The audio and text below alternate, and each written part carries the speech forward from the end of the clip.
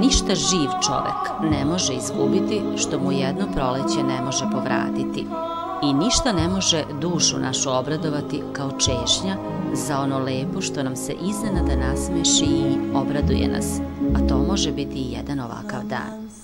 Ranjivi moramo biti, ako ne na nepravdu, onda moramo na svu lepotu koja nas okružuje.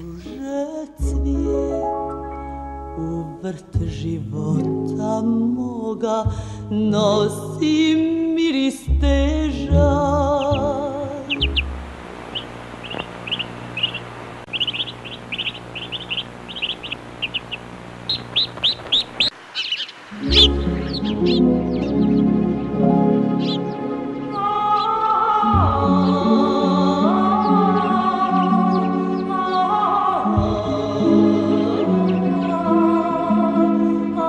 Retki su ljudi koji imaju dar za ljubav, dar da vole, da budu voljeni i da umeju ljubav pokloniti.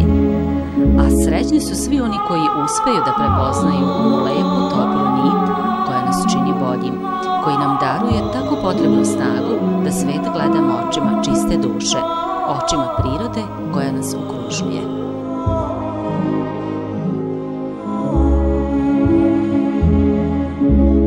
Kada je slušam, verujem da pesma može da menja svet. Kao ona daleka Jelena iz Tadijine pesme, Ljiljana veze, Ljiljana ćilim od reči naših tka, rekao je pesnik Pero Zubac.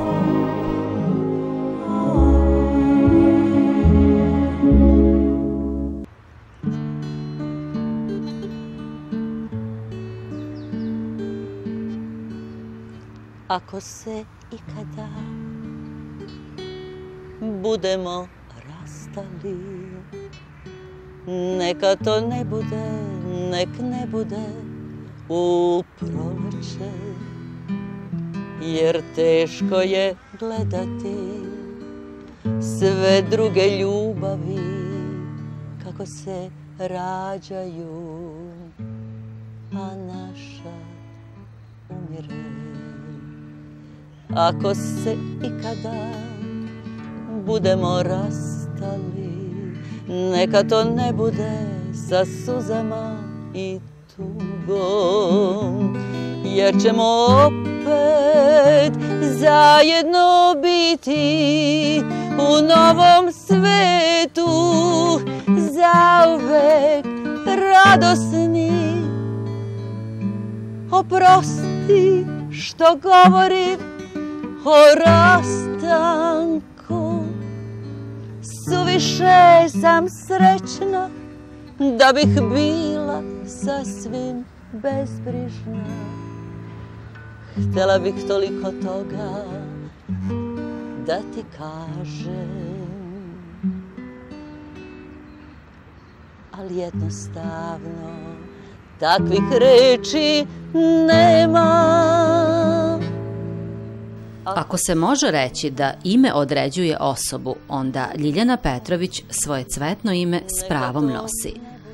Razmišljajući o našim cvetnim imenima, to su uglavnom stara, protkana smiljem i bosiljem, zakićena radama, zvezdanima ili u novijoj varijanti irisima, a Ljiljan, cvet radosti i rađanja, koji obično nosimo na poklon mamama sa bebama u naručju, ženama obradovanim radošću rađanja, upravo je i bio pravi dar za ovu neobičnu ženu. Proleće.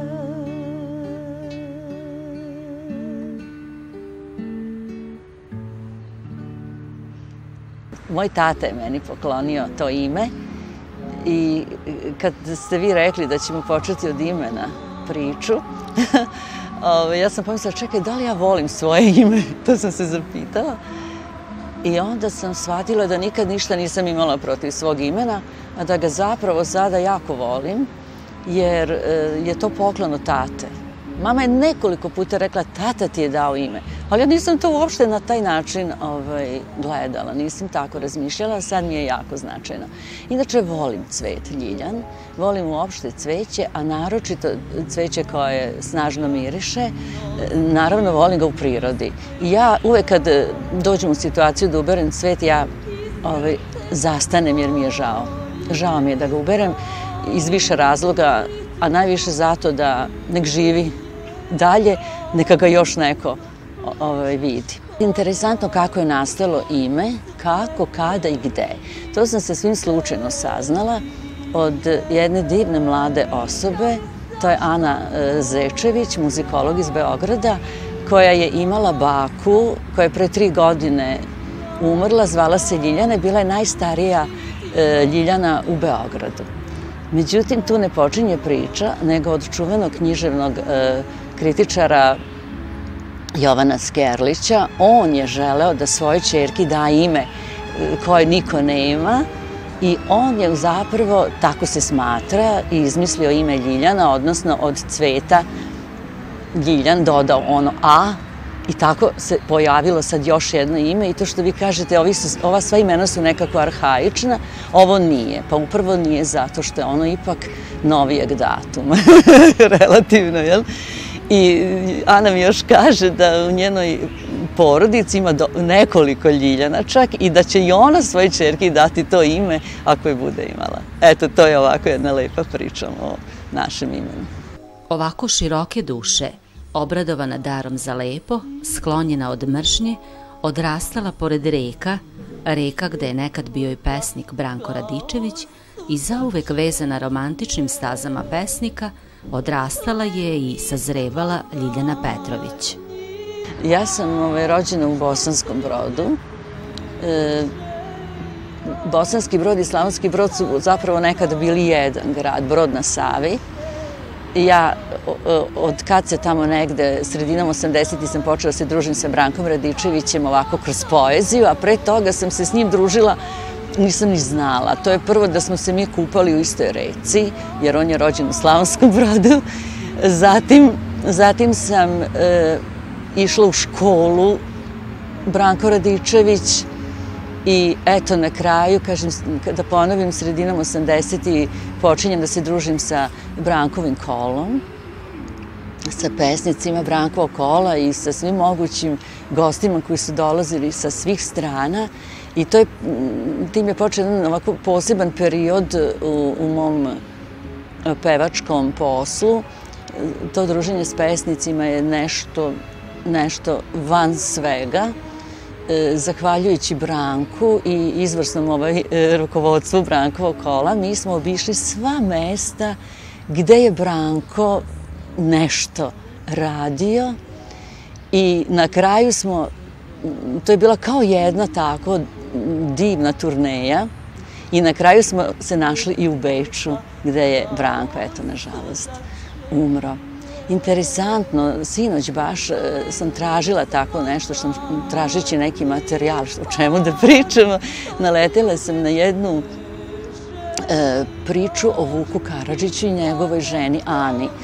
I između ostalog, našla sam tamo da je Ana, znači Vukova žena, obilazila Branka u tim njegovim najtežim satima i da je on umro na njenim rukama. Eto, to je tako strašno. Inače, tamo je jedna pesma Vuka Karadžića koju on posvećuje svojoj Ani. Jako, jako lepa i jako nežna.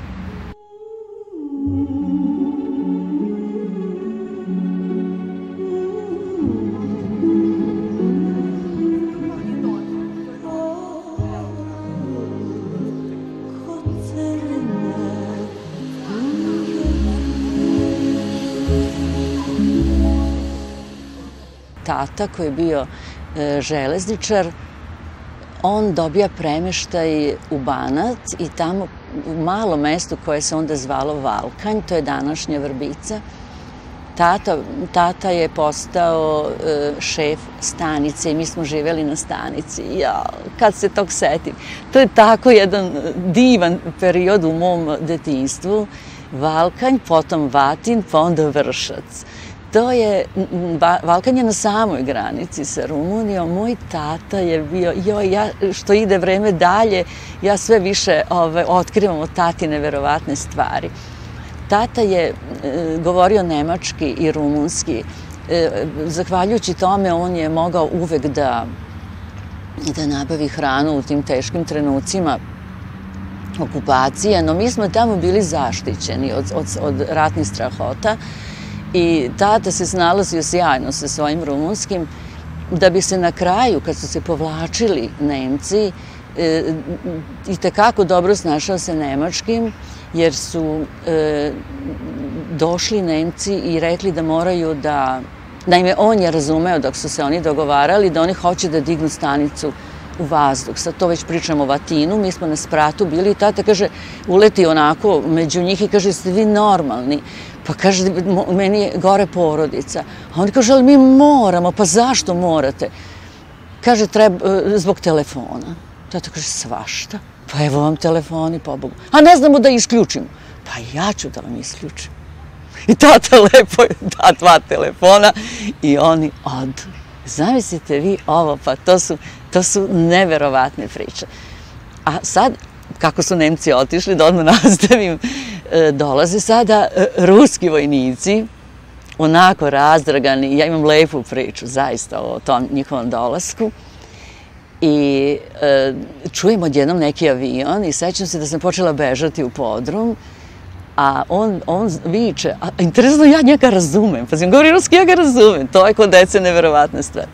I on kaže, vrati se, ne boj se, sad ćemo mi da ubijemo. I on mene drži u naručju i tako puca u vazduh i kaže, gotov je on, viš da ga nema više, stvarno nema. Kada sam 68. godine gostovala u Sovjetskom savezu u čuvenom moskovskom music hallu, direktor je bio izvesni gospodin Konjikov. I u razgovoru saznam u stvari, da je on bio u tim krajevima, da je on komandovao tom jedinicom vojske koja je tu prošla kroz ta sva mala mesta. Naravno, bilo bi suviše fascinantna priča da je sad on baš mene uzeo naručje, ali nije. To je bio neki vojnik, jel, bez veze. Međutim, on je, eto kako je svet mali, mislim, to je tako jedna slađišna priča. Ja sam imala drugaricu, Olgica Jungić se zvala, i ja njoj kažem jednog dana, Olgica, ajde da pevamo. Ona kaže, dobro. I sad ja počnem neku pesmu, ne znam koja je to bila, ali ja primetim da ona uopšte ne peva, nego recituje. Ja pevam, ona recituje. A ja kažem, čekaj, pa daj pevaj, nemoj da recituješ, kako se rekla. Ali ona opet recituje. I ja odjednom shvatim da ona ne zna da peva. Znam da je to bilo toliko zaprepašćenje da sam ja jurila gore na sprat velikom brzinom i rekla, mama, Olgica ne zna da peva. Tragedija na vidiku. Evo, to je bilo prvi moj susret sa muzikom kao takvom, odnosno pevanjem. U stvari, muzika je uvijek za mene bila onako kao nešto što je sastavni deo čoveka, odnosno pevanje konkretno. Pevanje znači je nešto kao disanje, kao komunikacija. Ja nisam nikad, sve dok se nije desilo, ispričat ćemo to kasnije, jedna slučajnost da sam ja onda otišla u pevača. Inače, to ja nisam planirala. Kao i sva deca, ja sam prvo crtanje. Sva deca počinju od crtanja. Onda počnu da pevaju. Ali ja sam, meni se preplitalo to crtanje i muzika. Posle Vatina bili u Vršcu, posle Vršca, a to je ujedno i već oslobođenje, stižem u Novi Sad. Tata je, znači, završio bio saobraćajnu školu i zato je mogao da radi na železnici, ali on je istovremeno završio i pravni fakultet, on je u tom nekom periodu, ne znam kako, to baš evo nešto nisam istražila, on je studirao pravo i tako da kad smo mi došli u Novi Sad, on se zaposlio u ŽTP-u kao pravni referent, sad smo mi u Novom Sadu i ja nastavljam da crtam, ja nastavljam da pevam u prvom razredu osnovne škole.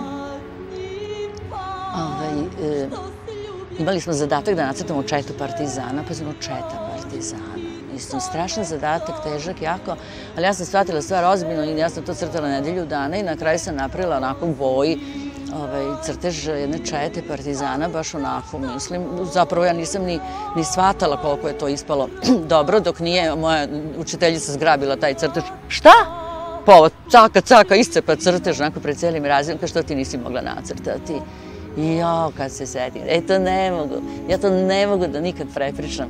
Kako je to bio jedan bol, kako je to bilo strašan udar nepravde na mene, na ono moje malo srce, baš sam bila, a nisam ni plakala, sad mi više dođe da plačem nego onda. Ali ja sam odmah izvadila drugi crtež i počela da crtam ponovo, to da dokažem, njoj. I do kraja časa sam uspjela da nacrtam 3 partizana u prvom, samo taj prvi red, odnosno pola prvog reda. I tako je to bilo što se tiče crtanja. Naravno, ja sam nastavila i crtala sam, imam puno crteža iz tog vremena. Nedavno sam, eto, kad je majka, nažalost, došla i taj trenutak, umrla, onda sam ja pronašla silne moje crteže iz tog vremena, tako da sam ja negde do 13. 14. godine po datumima vidim da sam crtala baš onako mnogo. A muzika, sa muzikom opet jedan detalj, nešto interesantno se dogodilo jednog dana na času, ne znam kojem, pojavi se iz čista mira jedan muzičar sa violinom i učiteljica kaže, sad ćete čuti kako drug i taj će svirati, nešto za vas, pa ćete vi, a vi slušajte pažljivo i vidim, i slušamo mi, nama se učinilo to strašno, nešto fantastično. I on kaže na kraju, ko hoće da svira kao i ja, mora prvo note da nauči. Ja ću vas naučiti note, a vi ćete posle, doći će drugi učitelj koji će da vas uči violinu. To je sve bilo vrlo tačno, istinito. I kaže, ko hoće da se javi za školu, ja se odmah javljam, mislim, hoću ja da učim note. Drugi raz za osnovne škole, hoću ja da učim note. I pojavi se on, u neko doba koje na vašim vratima, tata kaže, došao neki s violinom. Kažem, to je, dajte da pričam. A tata kaže, i ti hoćeš da učiš note? Ja kažem, da. I tata kaže, dobro. A tako smo teško živjeli u to vreme. To je bilo grozno vreme, da ne pričamo. Rekli smo, nećemo ništa ružno pričamo. To je teško vreme, bilo to je neka 48. godina, mislim. Stari gledalci će se setiti šta je to. Ali tata je našao para da njega plaća i ja sam naučila violinski ključ, potom bas ključ i on kaže, ja sam svoje završio, verovatno je čovjek na taj način zarađivao tako pomalo. I ja onda, sad nema violina, to kaže, violina? Ma ti govore, ali ima jedna gitara, jedna stara gitara od bake je ostala i onda on to malo nešto tamo sredio, pokazao mi 2-3 akorda i tako ja počela da sviram gitaru, naravno, bukvalno 3 akorda, A-dur, D-dur, E-dur. Tako da smo se mi skupljali i mi smo pevali najčešće dalmatinske pesme, to je bilo najjednostavnije da se prati na gitari i bile su najlakše da se i nauče i mnogo smo svi voleli dalmatinske pesme. I tako lepo je to trajalo s gitarom sve dok ja ne muzikalni Zoran koji nažalost evo nedavno umro, on je mi bio najstariji drugar, on je umro. I ja zgravim tu gitaru ovako i tresnem u glavu Zoranu i vrat se odvoji od tela gitare. Tata se zgrozi, kaže gotovo, nema više gitare, nećeš više svirati, kakav je to način, damo ovamo, naljutio se. I ništa dalje što se tiče tog, tu je jedan prekid i onda počinje period kad ja sad nema gitare, ali umeđu vremenu ja sam stigla do 8-godišnje, odnosno onda je bilo ovako 4 razreda osnovne škole. Ja sam išla u takozvanu oglednu školu to je današnja Isidorina gimnazija. Jako smo svi voleli našu školu, ona je bila predivna. Da bi, kad smo završili, znači 4 osnovne, onda smo išli kao 8-godišnju. To je u stvari, odmah smo nastavili 5., 6., 7., 8. razred i to je bila škola Branko Radičević, a danas je to baletska škola pored sinagoge. U toj školi sam počela da pevam uz harmoniku. Moj drugar školski, Moma Vukičević, on je finansirao i mi smo tu počeli jednu saradnju, jer ja nikako nisam mogla da se uklopim u nekakve grupe i horove. Ja uvijek kažem u šali, ja sam bila rođeni solista i to sam nedavno rekla na televiziji, pa pošto je bilo uključenje, meni je bilo neprijatno kad sam to izgovorila, pa kaže, Bože, što se sad pravim važna. A ona se javi da bi rekla da se uopšte ne pravim važna, nego da je to stvarno tako bilo. Ispričam jedan događaj koji uopšte sam potpuno zaboravila, a to je da sam ja uvek, kaže, Ljiljana se uvek javljala kad ne dođe redar u školu, onda neko mora da ga zameni i uvek se Ljiljana javljala da bi ona baš bila ta koja će da zameni. I mi smo mislili, Bože, zašto on uvek hoće da ostane u razredu? Šta on tamo radi? Pa smo, kaže, virkala jedan put, a ona, kaže, šeta između klupa i peva. I peva, vežba, tako.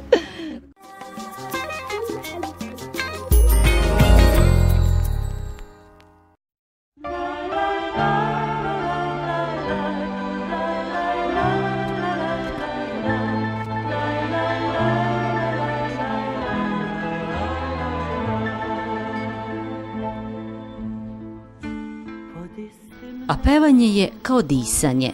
Muzika kao sastavni deo čoveka je zauvek obeležila njen život.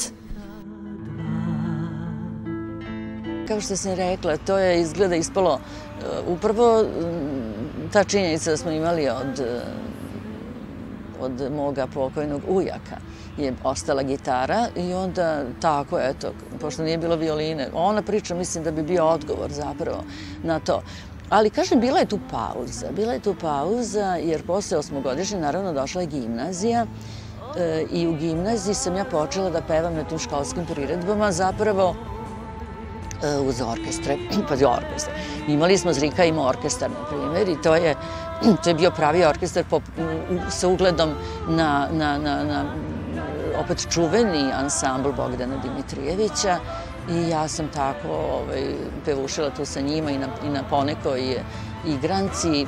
Onda su bile igranke u gimnaziji i uopšte svim srednjim školama. U 4 popodne su bila takozvana posela, odnosno sela. I da bi se sad cijela stvar završila sa onom strašno ozbiljnom, maturskom priredba posle velike mature. I tu se desi jedan presedan, pošto smo imali profesoricu engleskog, super ovako ženu koja je gledala unapred, ona je dozvolila, odnosno ona je to uspela da sredi, da mi, jedna drugarica i ja, pevamo na engleskom, na toj priredbi. Joj, to je bilo neverovatna stvar. I ja sam pevala pesmu iz repertoara Doris Day, Again, ponovo. To se više nikad neće desiti ponovo. Tako počinje tekst. A drugarica je pevala Reku bez povratka iz filma, iz istoimenog filma. Marilyn Monroe je tad to pevala u tom filmu i to je bilo nešto ovako van serijski stvarno. Interesantno mi se nešto dogodilo u 5. razredu gimnazije, zapravo praktično u 1. razredu gimnazije. I ja sam stalno pevala kod kuće i jedan mladić, Mile Petrić, on je bio tehničar, radio u radio stanici. Jednog dana on kaže, mi krenemo, izađemo iz zgrade zajedno i krenemo nekud. On kaže, znaš šta, tamo se formirao neki sekstet, vokalni sekstet Schmidt i njima fali ženski glas, možda bi ti mogla tamo. Ja njemu kažem, nikad nisam pevala, nisam volila hor, ništa to, ne znam kako bi ja to. Pa ništa, kaže, ne znam, eto, ako hoćeš da probaš.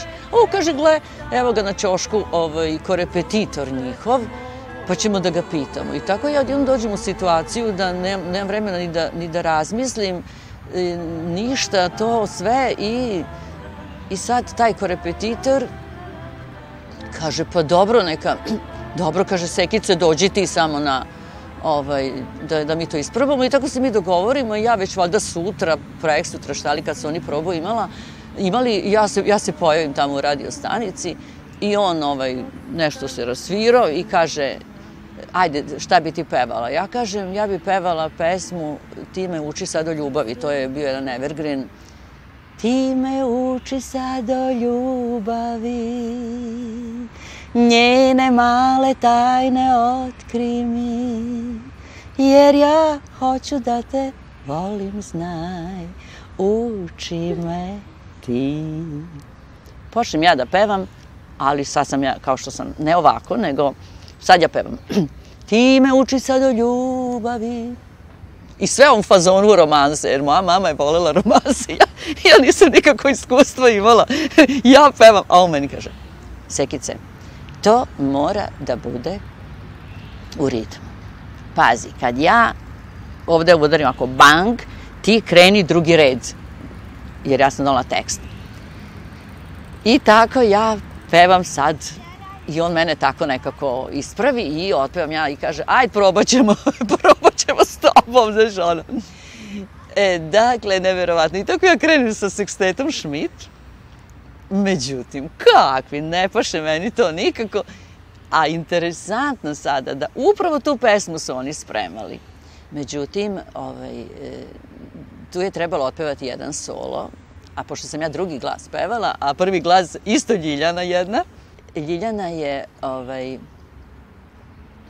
trebala da peva, ali je toliko imala tremu. To je bila osoba koja je imala toliko užasnu tremu da na kraju, pošto umeđu vremenu sam ja napustila taj sekstet i Ljilja čujem posle, zapravo videla sam, jer taj snimak je bio u radiju, ja sam ga posle čula, vidim da uopšte nije otpevala, nego je celi ansambl i to u muškoj varijanti sa smanjen, znači kvartet, otpevao to onako kompletno i tamo gde je sad eventualno trebala ona da otpeva, tu je Bogdan Dimitrijević odsvirao solo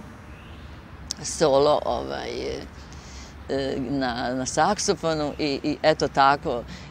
Ta Ljiljana, s njom sam se videla jednom u životu kasnije, ona je postala prvakinja folklornog ansambla Kolo.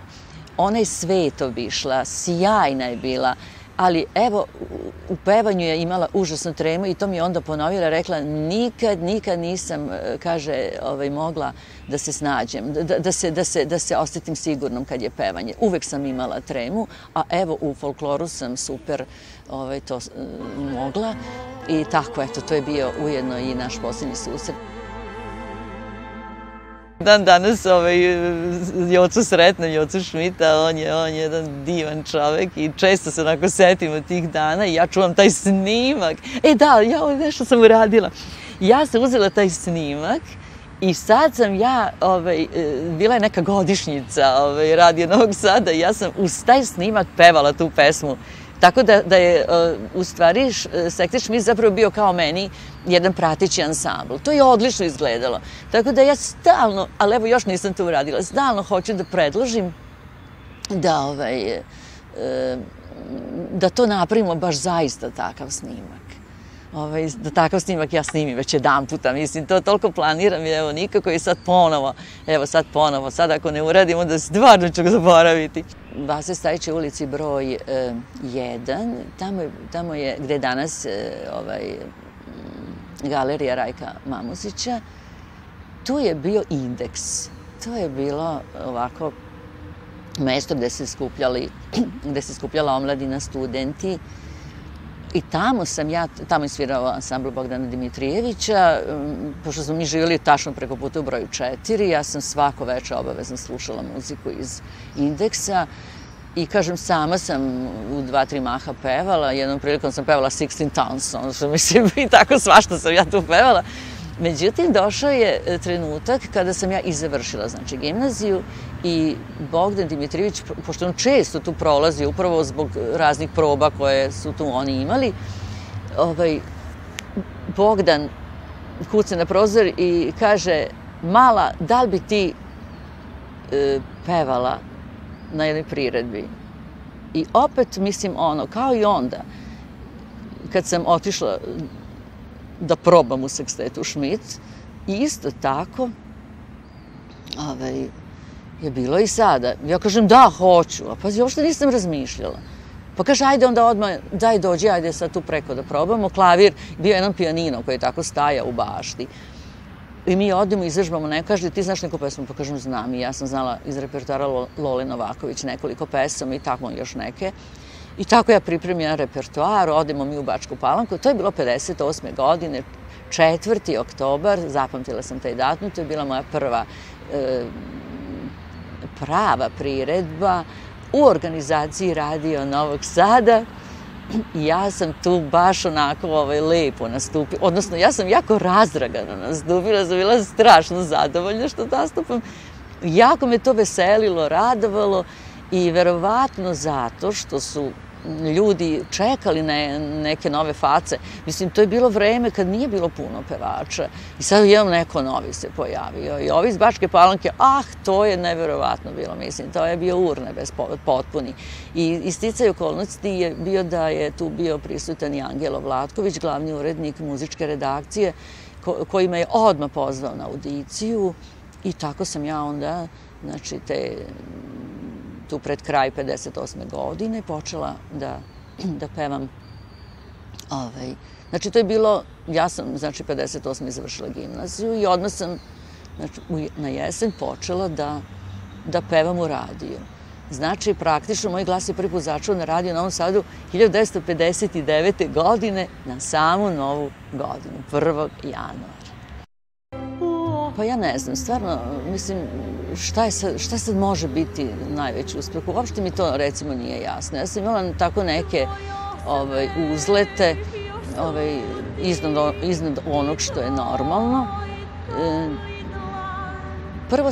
Prvo sam nastupala tako, što bi rekli, lokalno, u Novom Sadu, sa orkestrom Radio Novog Sada. U Novom Sadu je bilo onda muzika na visokom nivou. Radio Novi Sad je bio stanica koja se slušala. Mi smo nabavljali ploče iz inostranstva. Ja ne znam kako su se ti ljudi, oni su se nešto snalazili.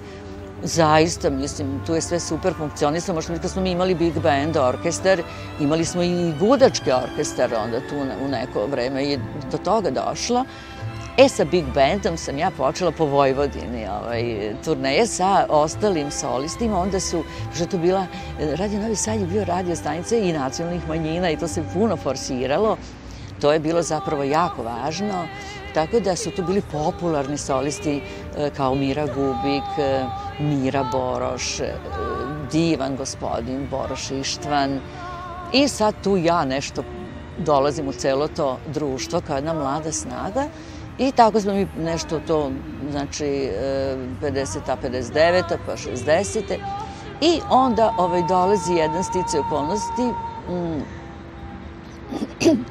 da sam ja trebala da snimim svoju prvu ploču.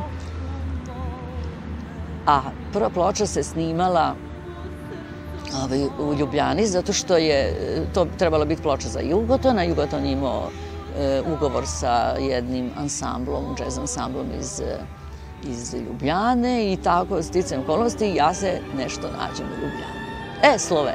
Slovenci kao uvek, poslovni. Jednom prilikom jedan njihov političar rekao jednu stvar: "Pa ljudi, kaže, kad ćete da shvatite da mi nismo ništa pametniji od vas? Mi smo samo bliži zapadu i mi brže to kapiramo." I tako su oni bili poslovni i odmah su oni mene, kad su oni čuli moj glas, odnosno te snimke za ploču, oni su njima je odmah radio kliker šta će dalje da se dešava i oni su mene ubacili u neku svoju emisiju, humorističku emisiju koja je imala neki muzički deo, pa sam ja cele godine nakon toga išla svaki mesec da pevam tamo I tu sam je upoznala Arsena Dedića, koji je tada bio u solista jednog ansambla, zvao se Melos. Tako da smo Arsen i ja se tu već upoznali, znači to je bila, ovako sam da vidim da izračunam, to je bila 1960. godina i on i ja smo se tu sreli onako. I uvijek smo se sretali, to je sad ista ekipa bila ono cijelo vreme. I sad dolazi, tu se približava i, jeli, 61. godina, kad Jugoslavija konačno treba da nastupi prvi puta na Euroviziji i kompozitor koji je komponovao, Jože Privšek, je također čuo moje snimke i kaže, joj, onaj glas što sam čuo, jao, gde je ta osoba? Pa kaže, to je jedna početnica iz Novog Sada. A zašto pitaš? Pa kaže, ja bih hteo da ona baš peva. Ma kaže, koje su sad, to ludor je svašta. Pa kaže, devojka tek počinje da peva, evo sad, pa kaže, ne znam ja samo čujem da je to dobro što je ona otpevala, kaže, ja sam ubeđen, kaže, ne, kaže, neću da odustanem. On ima 23 godine, ja 22. I možemo iz društva. I sad on kaže, a ovo što se ne poznaje, to je najveći što ne znamo se, on ne zna ni kako ja izgledam, nema pojma. I on, uglavnom, toliko bio uporan i na kraju kažu, dobro, ajde sad što da rade. Kaže, ja ću povučem pesmu. On se nešto strašno uzinatija. I glavni urednik u to vreme, Dušan Hren, mene zove i kaže, tako i tako objasni celu stvar, pošalje mi note i kaže, nađi tamo nekoga ko će da napiše tekst, kaže, mi sad imamo, to jest nemamo nikakav tekst za tu pesmu. I onda ja Miku Antića, i onda tu, sad to je toliko sa široka priča da ne bih htjela sad sve to. Mika je napisao je tekst od ujutro do uveče, napisao je, pored ovakva je hrpa papira bila kraj njega, on je napisao predivan tekst, Neke davne zvezde. To je nešto božanstveno. Tamo ima jedna strofa gde kaže, znam da si još moj, plaču noćas grane u srcu mome i snu. I to je sad, jeli, jedan deo teksta, ali upravo ta strofa, to, plaču noćas grane, to je bilo to što je tako ljudima se dopalo. To plaču noćas grane u oku mome, u srcu mome, u samoći mojoj i snu. I tako dobijem ja pesmu. I kroz neko vreme sad idem ja da snimam pesmu, putujem celu noć do Ljubljane, nisam dobro spavala, nisam uopšte spavala, stižem ja, pošto sam prvo stigla, ajde odmah Ljiljana će da snima, kod ja ne mogu se sastavim s pevanjem uopšte, mislim. Ovo je samo klimaju, aha, rekli smo mi tebi, onaj što. Mislim, međutim, oni kažu, evo ovako sad, nećemo sada da te pošaljemo kući, jel? Nego kaže, idi u hotel pa se lepo ispavaj, pa ćeš večeras kad svi koji će u toku dana stići, kad svi svoje snime, onda ćeš ti na kraju da probaš ponovo, pa ajde da vidimo kako će kao biti. A teška je to inače. To je teška, zaista teška bila pesma i nije to bilo jednostavno otpevati. Međutim, ja sam se ispavala sve i uveče negde, dolazim tamo, oni snimaju redom. Tu je bila Lola Novaković, tu je bio Ivo Robić, tu je bila Marijana Držaj, tu je bio Đorđe Marjanović, tu je Anica Zubović, tu su bili sve najveće zvezde i ja sve njih onako slušam i gledam i mislim, šta je sad biti? U 1:30 noći 1:30 sam stigla da redim. I otpevam pesmu, otpevam tako da i danas, recimo, kad treba playback, ja normalno pevam tu pesmu, uopšte se ne stidim toga.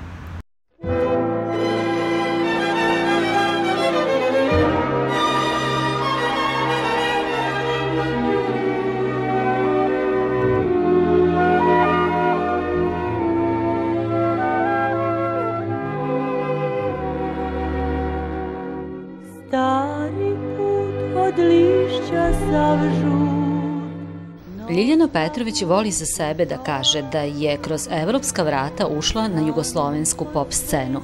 Naime, ona je naš prvi predstavnik koji je nastupio na izboru za pesmu Eurovizije 1961. godine.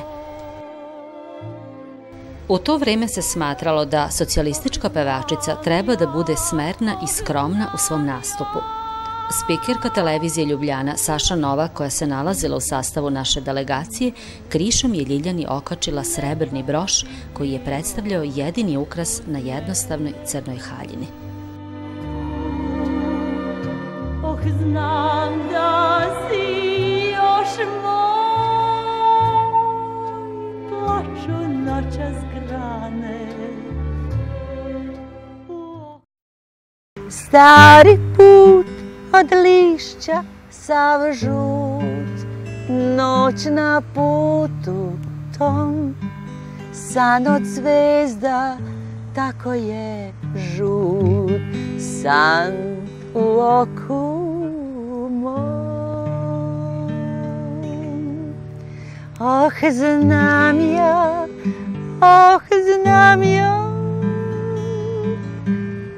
još pamtim te dane, nekad si bio uz mene tu. Oh, znam da si još moj, plaču noćas grane, u oku mome, u srcu mome, u samoći mojoj i snu. Mi smo prošli fantastično, mi smo bili 8. To je divno mesto. Interesantno kako s tim mestom, kako vreme prolazi, oni meni stalno te 8, te 7, te 6, te 4, tako da su došli do Lole, ona je bila 4, međutim to nije bitno. Naš uspeh je bio fantastičan u tom smislu što smo mi bili prvi koji smo se pojavili na jednoj evropskoj sceni. Jugoslavija se pojavila, to je bilo bitno, jer to je bilo, znači 61. godina, još uvek mi nismo, tek je bilo otvaranje prema zapadu, obično kreću uvek sportisti prvo, jeli? Sportisti i muzičari kreću prvi.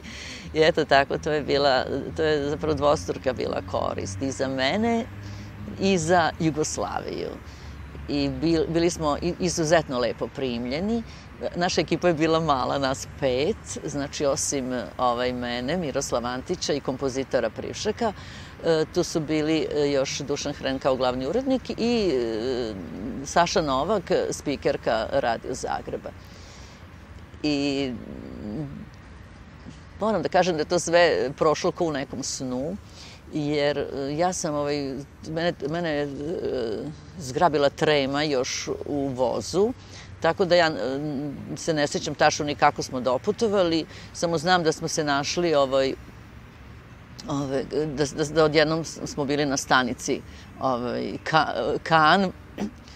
u Kanu, željeznička stanica, tamo smo se slikali, ja sam to posle videla, da smo se mi slikali, sam dobila slike, Jože, Mika i ja i tako, sve neke, pa onda, ne znam, doček u nekom hotelu koji je bio prepun cveća. To je bilo tako sve nešto potpuno za nas novo, mislim, strašno fantastično. I na kraju dolazi prva proba. E sad, kad smo mi konačno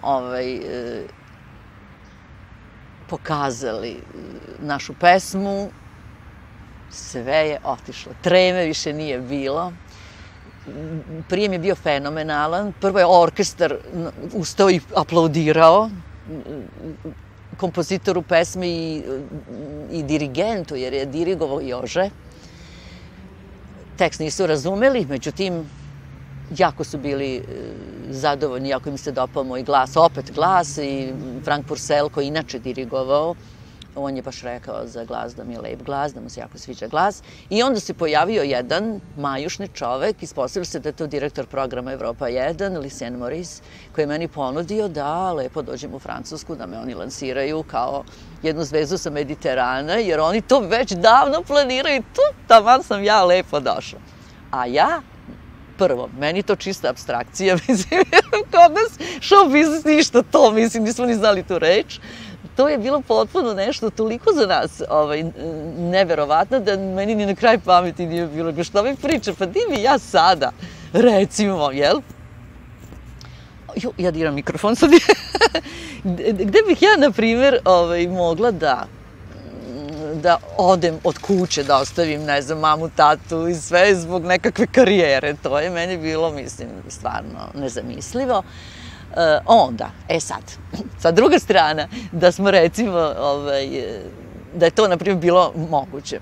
Opet bi bilo nemoguće. Zašto? Zato što mi nismo ploču imali. Mi ni ploču nismo poneli.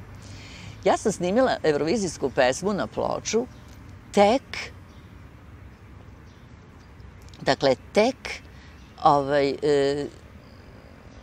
krajem godine te 61.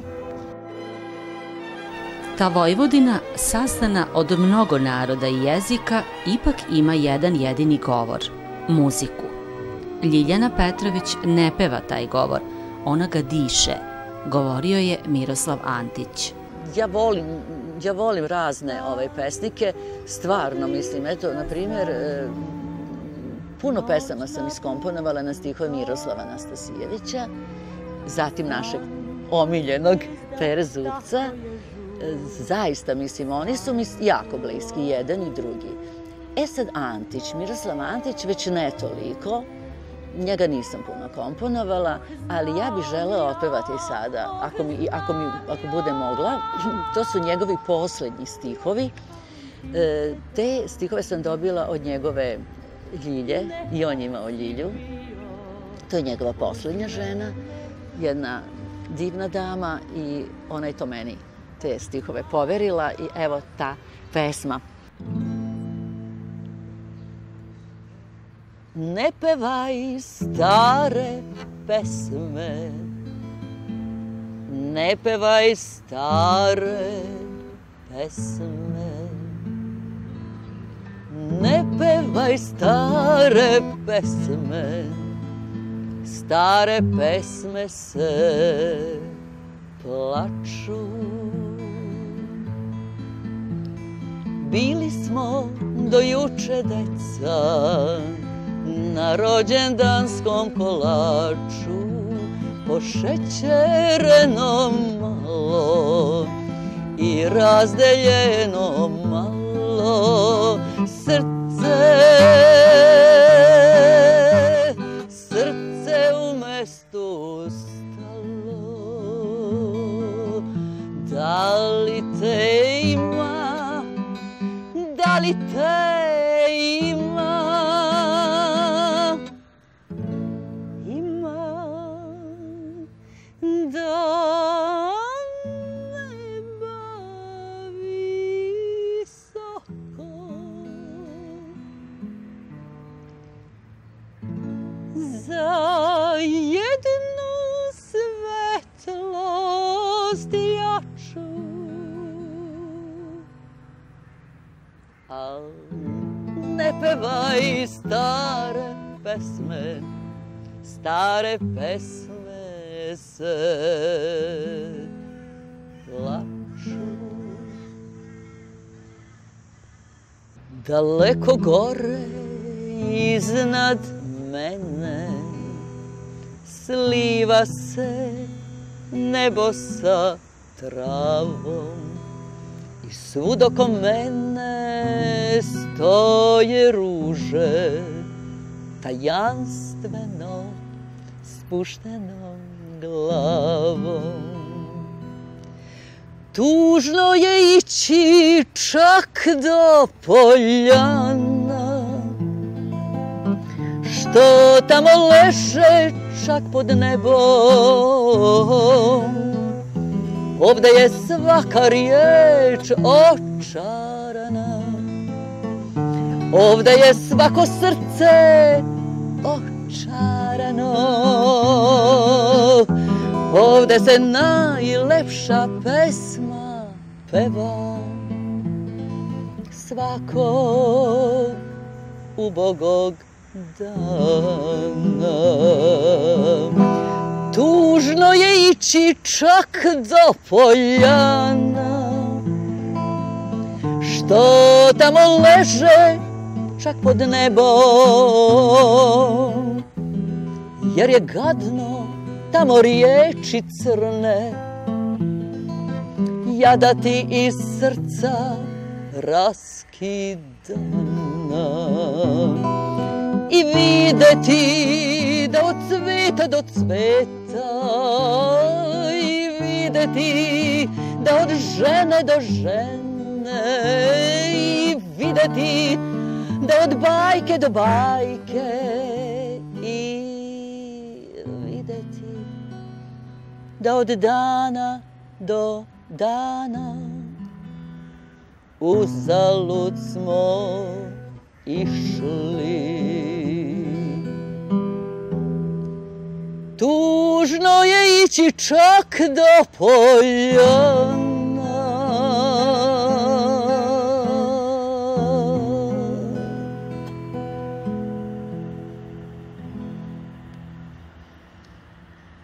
Pesma koja sledi je komponovala Ljiljana, a stihovi su Ive Andrića.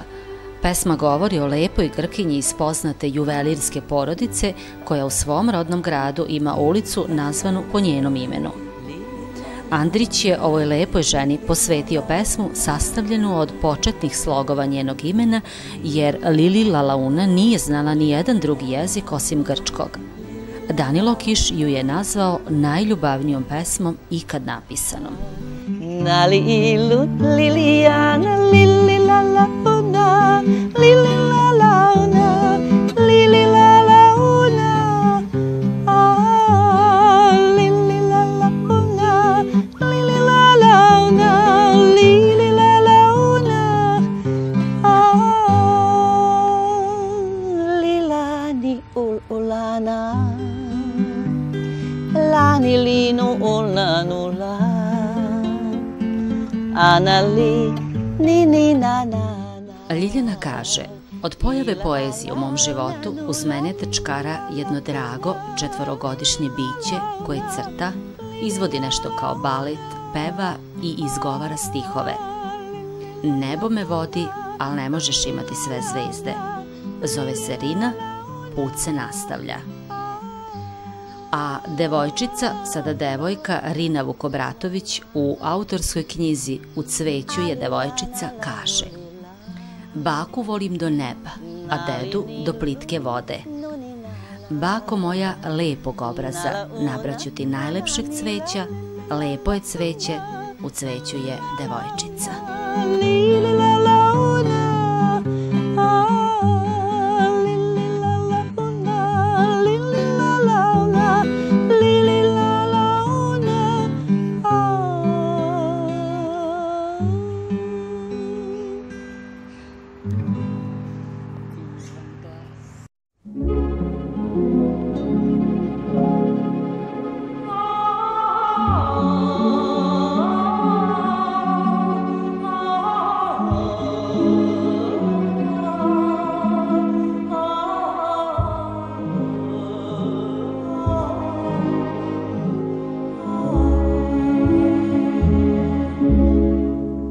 Romansa tužna ta, ko crne ruže cvijet, u vrt života moga nosi miris težak